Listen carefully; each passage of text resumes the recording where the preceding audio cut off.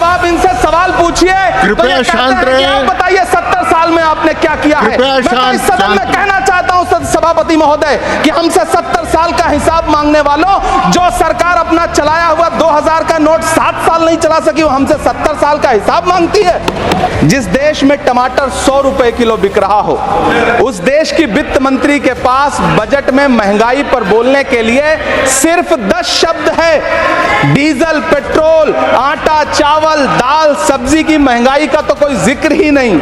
अमन चल रहा है तो प्याज और लहसुन का दाम पूछना तो शायद पाप होगा। मैंने तो यह भी सुना है कि वित्त मंत्री जी जो चीज खुद नहीं खाती हैं उसके दाम से उनका कोई लेना देना नहीं होता। लेकिन इस बार बजट पेश करने के लिए पार्लियामेंट आने से पहले वित्त मंत्री जी ने दही और चीनी खाई थी। अब तो उनसे यह पूछा जा ही सकता है कि उन्हें दही, दूध और चीनी का रेट तो इन दिनों पता ही होगा। क्या उसे सस्ता करवाएंगी या नहीं सस्ता करवाएंगी? अगर पता है तो कृपया सस्ता करवाइए, क्योंकि इसी चीनी ने अमेठी में एक मंत्री महोदया का राजनीतिक कैरियर कड़वा कर दिया। अपने शीश महलों में बैठे हुए सरकार के सांसद और मंत्री कह रहे हैं कि महंगाई कम हो रही है। संसद की कैंटीन से बाहर निकल करके एक चाय का कप खरीदिए, तब समझ में आएगा कि महंगाई कम हो रही है या बढ़ रही है। किसी एक दिन अपनी किसी मजदूर की तरह अपनी दिन भर की दिहाड़ी लेकर के बाजार जाइए और अपने बच्चों के लिए राशन खरीदिए, तब पता चलेगा कि महंगाई कम हो रही है या नहीं हो रही है। यहाँ बैठ करके बड़ी बड़ी बातें करना आसान है। ये चूनर धानी धानी भूल जाते, ये पुरवा की रवानी भूल जाते, जो आकर 4 दिन गांव में रहते तो सारी लंतरानी भूल जाते। सभापति महोदय, इलेक्टोरल बॉन्ड खरीदने के नाम छुपाने वाली सरकार, इलेक्टोरल बॉन्ड खरीदने वालों के नाम छुपाने वाली सरकार इन दिनों आम के ठेला लगाने वालों के नाम जानना चाहती है। मुझे तो होटलों, ढाबों या आम के ठेलों पर नेम प्लेट लगवाने वालों से पूछना है कि कभी खून की बोतल पर देखा है किसी का नाम लिखा हुआ? मुझे पूछना है कि क्या कोरोना के दौरान अपनी उखड़ती हुई सांसों के लिए ऑक्सीजन तलाशने वाले किसी इंसान ने ऑक्सीजन लाने वाले किसी इंसान से पूछा था कि ऑक्सीजन लाने वाला इंसान हिंदू है या मुसलमान है? मुझे पूछना है कि लावारिश लाशों के लिए कोरोना में कांधा देने वाले, चिताओं के लिए लकड़ियां सजाने वाले किसी इंसान से पूछा गया था उसका नाम, उसका मजहब? लेकिन इन दिनों पूछा जा रहा है। सभापति महोदय, अफसोस देश के प्रधानमंत्री जी ने कभी न टूटने वाली चुप्पी ओढ़ ली है। सभापति महोदय, जनता ने 63 सीटें कम क्या कर दी? ये सरकार तो अमृतकाल का नाम, जो किसान का नहीं वो हिंदुस्तान का नहीं। सभापति महोदय, मुझे वित्त मंत्री जी से पूछना है कि वो जो कुछ साल पहले 100 स्मार्ट सिटी बनाने का ढोल पीटा गया था, सुना है उस ढोल में पानी भर गया है, इसीलिए आपने उसका नाम बदल करके सिटीज ऑफ ग्रोथ हब्स रख दिया है। अच्छा है, नाम बदलने का खेल खेलते रहिए, आपकी कई सरकारें तो इसी वजह से चल रही हैं। इस सरकार को पढ़े लिखे लोगों से दिक्कत है सभापति महोदय, इसीलिए इस सरकार ने यूजीसी का बजट 66% कम कर दिया है। वाह री सरकार।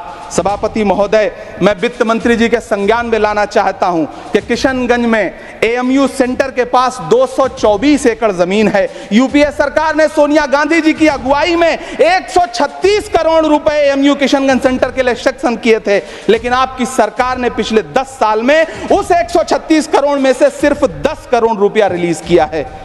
1.5 करोड़ की आबादी वाला सीमांचल बेहतर शिक्षा के लिए उस सेंटर की बाट जोह रहा है। मेरा आपसे सवाल है कि इस सेंटर का बाकी पैसा आप कब रिलीज करेंगे? मुझे उम्मीद है वित्त मंत्री महोदया जवाब जरूर देंगी। सीमांचल उसी बिहार में आता है जिसकी बैसाखी के सहारे आपकी सरकार चल रही है। वहां के लोगों को एम्स की जरूरत है। महानंदा और कोसी से होने वाली बाढ़ की तबाही को रोकने के लिए बांध बनाइए, सीमांचल के साथ सौतेला व्यवहार बंद करिए। इकोनॉमिक कॉरिडोर बनाने से किसी राज्य का विकास नहीं होगा, विकास होगा स्वास्थ्य और शिक्षा के बुनियादी मुद्दों के लिए बजट देने पर। सभापति महोदय, एक तरफ तो इस बजट में पीएम आवास योजना के तहत 3 करोड़ अतिरिक्त मकान देने की घोषणा है और दूसरी तरफ लखनऊ के अकबर नगर में 1280 वो मकान हैं जिन्हें रिवर फ्रंट बनाने के नाम पे बुलडोजर से जमींदोज कर दिया गया। सभापति महोदय, लोग चीखते रहे, बच्चे बिलखते रहे। वसुधैव कुटुंबकम का नारा लगाने वाली सरकार इंसानों के घरौंदे उजाड़ कर जश्न मना रही है। सभापति महोदय, मेरा बहुत भावुकता के साथ देश के प्रधानमंत्री से सवाल है कि इन उजड़ते हुए मकानों और बेघर होते हुए घरों को देख करके आपको नींद कैसे आती है, आप सो कैसे पाते हैं? मेरा सवाल है इस देश के प्रधानमंत्री से, या तो लोगों के घरौंदे उजाड़ना बंद करिए या फिर करोड़ों मकान बनाने की झूठी घोषणाएं करना बंद करिए। यह बजट झूठ का पुलिंदा है। यह बजट आपके पिछले साल के बजट का कट कॉपी पेस्ट है। यह बजट हमारे चुनावी घोषणा पत्र की नकल करने की एक बेईमान कोशिश है। लेकिन कहावत है ना कि नकल के लिए भी अकल चाहिए। मेरे हाथ में एक तरफ न्याय पत्र है जो हमारा है और दूसरी तरफ अन्याय पत्र है जो आपका है। इस सरकार को आलोचना सुनने की आदत नहीं है सभापति महोदय। जब आप इनसे सवाल पूछिए तो ये कहते हैं कि आप बताइए 70 साल में आपने क्या किया है। मैं तो इस सदन में कहना चाहता हूं सभापति महोदय कि हमसे 70 साल का हिसाब मांगने वालों, जो सरकार अपना चलाया हुआ 2000 का नोट 7 साल नहीं चला सकी, वो हमसे 70 साल का हिसाब मांगती है।